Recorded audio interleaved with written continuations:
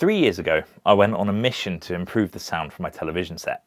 I'd kind of realised I'd had enough of it. The clarity and the sound volume from the television just wasn't loud enough. There's actually nothing wrong with the picture on it, so I didn't really want to get rid of the TV. And yes, it might be getting on a bit, but it's still perfectly fine, so I didn't really see a reason to do so.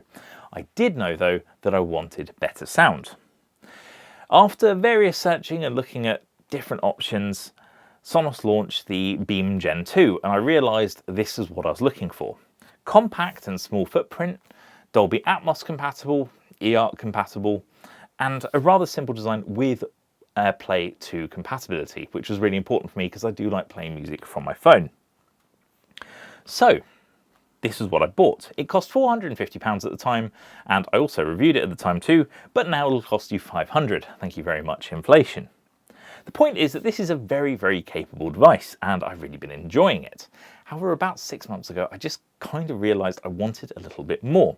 I wanted to have a bigger soundstage. I wanted to have more bass. And I think this was driven by the fact that we're listening to more and more music on the Beam Gen 2, and it just didn't quite hold up to the experience that we got when we were watching TV. Now, that's not to say this isn't capable, it is, and in watching TV and movies is absolutely fine, but it just didn't bring everything to life when we were listening to music. Perhaps that's because I'm treated a little bit too well by my usual audio setup upstairs, which comprises of a Bowers & Wilkins cinema system, which I didn't want downstairs, but that's a whole other story.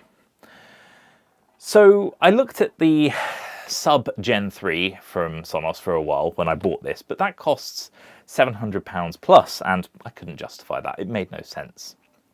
But when Sonos launched the Sub Mini, I realised that might be an option, but it was a bit too expensive, so put it on the back burner. And as I said, 6 months ago, we started thinking about this more seriously, and I had another look at the Sub Mini, and then Sonos sent me one of their very frequent discount codes for about 30% off, so that the Sub Mini would only cost £300, which made it a little bit more palatable than the £429 that they'd usually charge. So that's what I did. And this is the Sonos Sub Mini. It's not really that small, if we're honest. It weighs 6.3 kilograms. It is not light, but it is an enclosed cabinet design with two inward-facing sub-speakers. So that's pretty much what you get for your money, right? You get a power cable and that's it. It also has an Ethernet port on the bottom, and its only control is a pairing button on the side. Sonos definitely don't want you using this with any other equipment other than their own, which is fine. If you're in the ecosystem, you're in the ecosystem. It also, in black at least, reminds me of the Trashcan Mac Pro, so it has that going for it too. The setup was an absolute breeze. Pairing it with the Beam Gen 2 was as simple as 3 clicks, and then I just went through the process of Sonos's Trueplay calibration, where you use your mobile phone's microphone, moving it around the room in order to work out how these speakers need to sound, and it calibrates them for the room, etc. Sounds great. Okay, so setting up, super easy, super simple, took less than 5 minutes, and doing the Trueplay took another 5 minutes or so. And then I switched on the TV, and I couldn't really work out whether there was a bit of a difference. I was just watching normal daytime TV at the time, and it just didn't really feel like I'd made a great decision. Then I put on a movie and realised I was completely wrong. It completely changed the dynamics of the content I was watching, but more importantly, it also changed the Beam Gen 2. And I think it does this because it reduces the reliance on the bass frequencies from the Beam. So that means that this speaker can focus more on the mid-range and highs, and I swear it improves the sound from the mid-range quite substantially when you switch the Sonos Sub Mini on. Obviously, it also completely changes the bass frequencies. This can go significantly lower than the Beam Gen 2, and as a result, I did get what I wanted in terms of this bigger soundstage that went much lower and just made content that much more engaging. When listening to music, especially anything like electronica or drum and bass, it was a totally different experience. It is, however, hard to get away from the £430 price tag.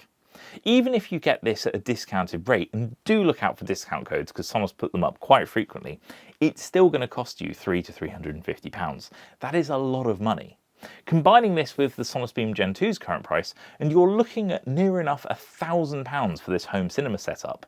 Just think about what you could get in the late 2010s or 2000s for that kind of money. We're talking like 7.1 setups. Yes, they weren't promoted by the big brands, but they certainly were enough to bring music to life. The thing is, though, that these are two very small footprint devices. I know this looks big, but for a subwoofer, this is rather compact. And for a soundbar, I still love the size and shape of the Beam Gen 2. Placement-wise, I just put this in the corner of the room, relatively close to the television, and that was it. I didn't really think about placement. It went where it fit aesthetically, and I could sort of deal with it being there. To me, then, this is just right in terms of the audio experience, and it does provide value for money. You just need to want that experience to justify it. Many years ago, I was a mystery shopper for various organisations, and one of the ones I mystery shopped from time to time was Bose. And I remember going to the Bose store on Oxford Street, and I had to have a demo of one of their latest surround sound systems. There was multiple speakers, it cost thousands of pounds, and it was a great experience. You know, it's like in a cinema, you could hear the sound going around you. It was a very cool, interesting experience. The thing is, though, these two speakers can provide 95% of what that Bose setup could at the time. And that's pretty impressive, given the fact I'm sure that the location where I watched the Bose demo certainly had a well-designed room, whereas my living room downstairs isn't really terribly well designed. There's an archway into another room. It's not a great acoustic environment. But these two just make it sound really great. And that's the thing about Sonos. I think if you don't want too much faff from your side, and you don't want to have to set it up and spend time doing it, you just want to put them down, spend 2 or 3 minutes following a little prompt on your phone, and then it's all set up and working, there's a lot to be said for that. In terms of settings, I do think it's worth pointing out that as standard, the bass level gets set to 0 for the Sub Mini. I found +3 to +5 is probably the sweet spot, and I wonder whether it's been turned down intentionally so that you don't necessarily shake the walls of your neighbour's house. However, if you do have a wall where it's not going to cause too much trouble, then I think turning it up to 3 or 5 definitely improves the experience somewhat. It is still a very personal choice whether you want to spend the money on the Sub Mini. It is a lot. But thinking about the experience I had with the Gen 2 and how much it's changed that, I almost wish I'd bought the Sub Mini sooner. So there you have it. This is the Sonos Sub Mini. It is a really cool device. It's seamless to set up. It does improve the experience from the Beam Gen 2, and it would also improve the experience of saying, even if you had the Arc, for instance. But do think about how important it is to have that larger soundstage for you and bigger sound, because if you're happy with your Arc or your Beam, I'm not sure you need one. If, however, you just think there's something missing, this is probably worth considering. I've popped Amazon links to that below if you want to find it. I think it's on discount at the moment, but depending on when you watch this, that may or may not be true. Equally, if you like the video, give it a thumbs up. If you have any questions about this setup or the specifics of the Beam Gen 2 or the Sub Mini, pop them in the comment section. Always happy to help. And make sure you subscribe so you don't miss future videos. Thanks very much for watching. Goodbye.